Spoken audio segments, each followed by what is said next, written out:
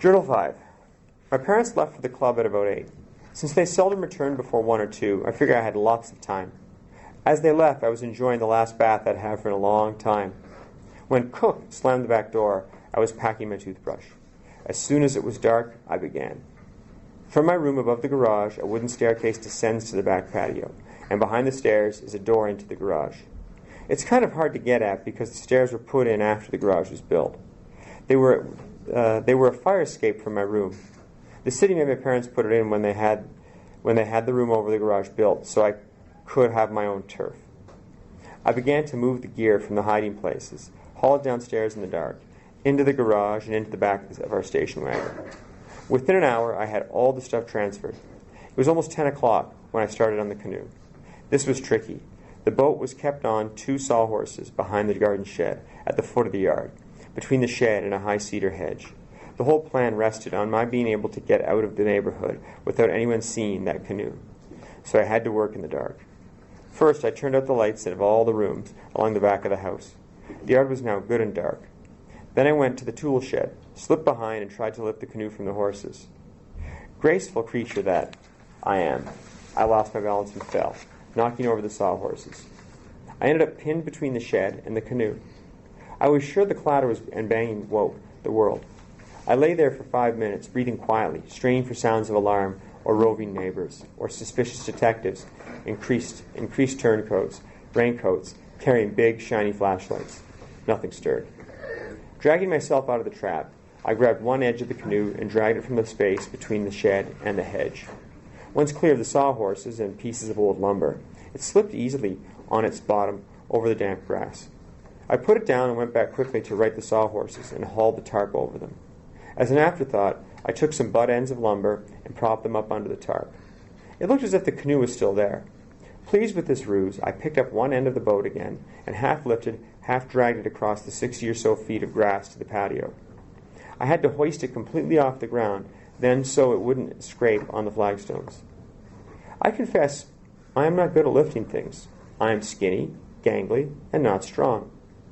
But I don't think even Hercules could get 16 feet of fiberglass canoe behind a staircase and through a door into a garage. I couldn't do it. I pulled, pushed, swore, lifted, yanked, begged. No dice. My only other choice was to lug the thing around to the front of the house through the big garage doors. But that was too risky, so I tried again. I hauled the front of the canoe to the top of the doorway and jammed it into the top of the door jamb. The rear point was wedged into the angle where the stairs hit the patio. Great. Not only did the thing look ridiculous, I couldn't move it at all now. Cursing, I kicked the damn thing. It broke free of its perch, bow first, and thundered to the ground, half in the door, half out, knocking over a garbage pail and setting up a pounding clamor. I quickly went into this garage, not easy because I had to climb over the boat, and drag the boat in. I closed the door and held my breath. 15 minutes later, I had the canoe racks attached to the wagon. Getting the canoe on top was a strain. I found that swearing helped a whole bunch. By the time I had it tied down securely with big lumpy knots, I guessed it would hold. It was almost midnight. At the last minute, I remembered that paddles might come in handy. I was almost ready to go. I had just climbed into the station wagon and checked the route to Ithaca Camp on the road map for the 1000th time, and was straining to see the interior light when I heard a sound that chilled my blood. A car had pulled into the driveway. My parents had come home early. Quickly slamming the wagon door, I rolled onto the floor, just in time, because the electric door on the other side of the garage began to grind open, allowing the yellowy white light from the headlights to splash into the darkness of the garage and throw eerie shadows up the walls and across the ceiling. I lay looking up at the roof of the wagon, as if the harder I stared, the safer I was. My heart's pounding roared in my ears. If they so much as glanced at the wagon, with that big red canoe on top, I was sunk. The long, black, rocket-like car my father drives growled into the garage. The engine quit. The light disappeared. The garage door clanked shut. There was a moment of dead quiet. The doors opened and shut, echoing. Feet scraped and clicked on the cement floor. The sounds were distant, hollow.